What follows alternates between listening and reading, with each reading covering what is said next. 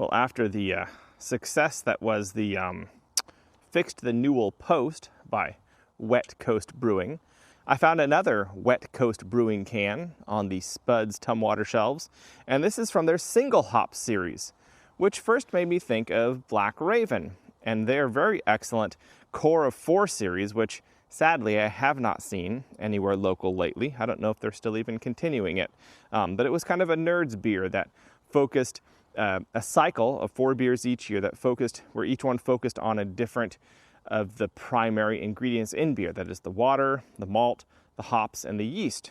This is a single hop beer that focuses on the Chinook hop.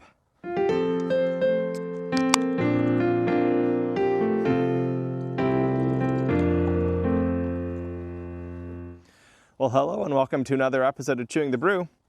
So this is, just to set myself, this is a single hop IPA by Wet Coast Brewing Company out of Gig Harbor, Washington. And the single hop that they are focusing on in this beer is the Chinook. So it's a very common, the Chinook hop is a very commonly used hop in American IPAs, well, in IPAs in general. It's known for storing well, which is nice for, well, later in the season, because hops are, they're harvested in one very short time window, and then most of them have to be prepared and stored for later use throughout the year. It's also a dual purpose hop. What that means, I'm not exactly sure. I didn't read too deeply in on that, but it serves, I guess, both of the purposes that hops serve in beer. There were warnings that it can be overpowering if left in the boil too long. And the primary flavor characteristics that it brings out are a resiny, piney note and to a slightly lesser extent, a citrus note. Some people also noted there could be some spiciness and earthiness that might come from it as well, which is more of a flavor you expect to come dominantly in European-style hops. So it seems to be like kind of an all-arounder, but focused on the flavors we associate with West Coast IPAs. So I'm guessing this beer will be a pretty standard West Coast IPA. Possibly. We'll see. To the nose, it's not like pine trees on my hands, like fir sap on my hands or something like that. There's not that resiny character to the nose very well. There is almost like a spruce tip note, which is kind of interesting. And if there is citrus, it's a kind of a sweet, subtle citrus like a tangerine or mandarin orange, that sort of thing, rather than a grapefruit or a navel or a blood orange.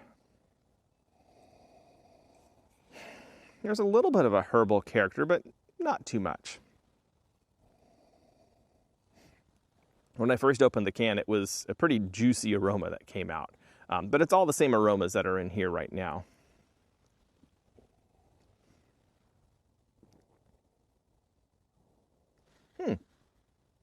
Okay. This is definitely, it's being used subtly so that I assume the middle flavors of this hop are allowed to show themselves.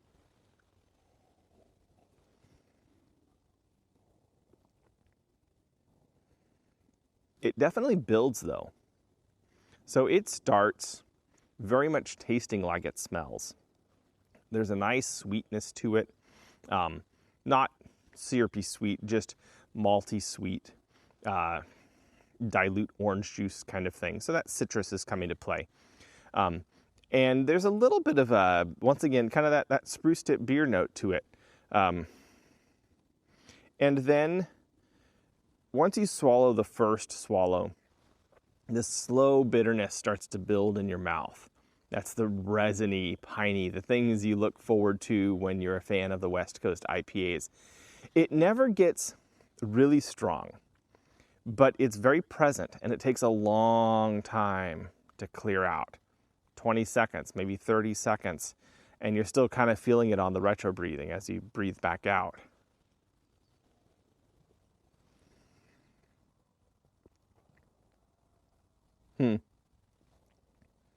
I think that lends to this beer being savored.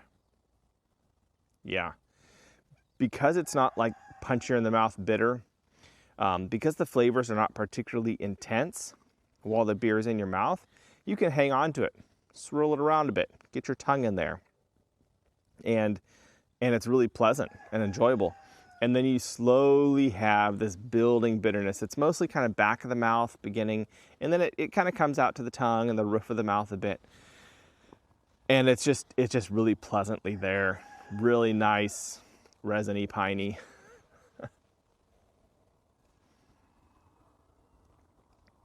Yeah, I like that. That's a tasty beer. I appreciate how it works to highlight what this particular hop, the Chinook hop, brings to the table. I'm also, after recording my earlier video today and rating my first 3-star beer, I've been pondering the star rating system I've been doing. And I think that 3 stars might have kind of hampered me a little bit. And so I think I'm going to expand that to 4 stars. Going back to my prior reviews, if it was a strong 2 stars, that would be a 3-star. If it was a weak 2-star, that would be a 2-star. 4 stars is going to be reserved for those really superlative beers. And I'm going to stand my ground and say that the beer I had this morning is a 3, now 4 definite star review. This is a 3, previously strong 2. This is a 3-star beer. This is a beer I enjoy. It scratches the nerd itch for me. The exploration of a particular beer ingredient and what it is, that helps me then better understand it when it's applied in other beers, while also being just a dang good beer on its own, right? It's tasty, it's well executed, and it's also nerd itch scratching. So yeah, it hits all the points, right? So this is a 3, formerly strong 2. This is a 3 out of 4-star beer. This is Wet Coast Brewing Company's single hop series Chinook. I've been Matthew, I've been chewing the brew. I am Matthew, and I have been chewing the brew. And I'll catch y'all on the flip side.